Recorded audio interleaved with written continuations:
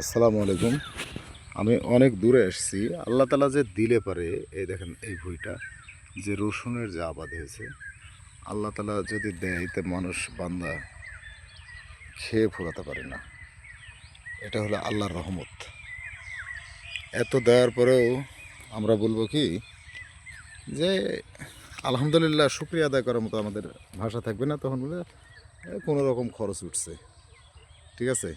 এই দেখেন গম, এটা অনেক দূরের মাঠ, দীঘা। আমি আসছি একটা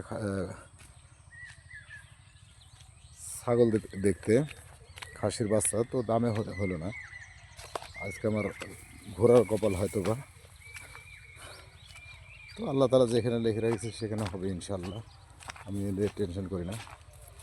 তো এই দেন কন্ডিশন গোটাটাই চারের সাইডই, অল সাইডই সেই। এই যে দেন কত নামা নামেছে, আল্লাহ দিছে, আল্লাহ দিলে এরকমই দেয়। এই যে পেঁয়াজ। তো সবাই ভালো থাকবেন, ওনার জন্য দোয়া করবেন যেন আরও ফলন হয়, আরও বেশি বেশি ফলন হয়, দেশে যেন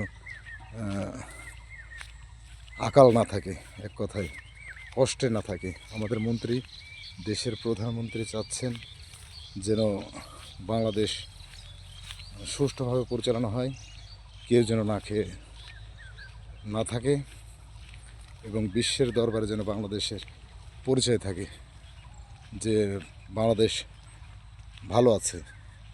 এটাই আমাদের নতুন প্রধানমন্ত্রী। আমাদের এর আগে যেসব মন্ত্রী গেছে তার মধ্যে অনেক দিন পর এবারে আমাদের বাংলাদেশে ছেলে প্রধানমন্ত্রী হয়েছে। এই জন্য আলহামদুলিল্লাহ, আল্লাহর কাছে শুকরিয়া আদায় করি, আলহামদুলিল্লাহ। তো সবাই দোয়া করবেন ওনার জন্য, গোটা বাংলাদেশের মানুষের জন্য দোয়া করবেন, আমার জন্য দোয়া করবেন। ভালো থাকবেন। আসসালামু আলাইকুম।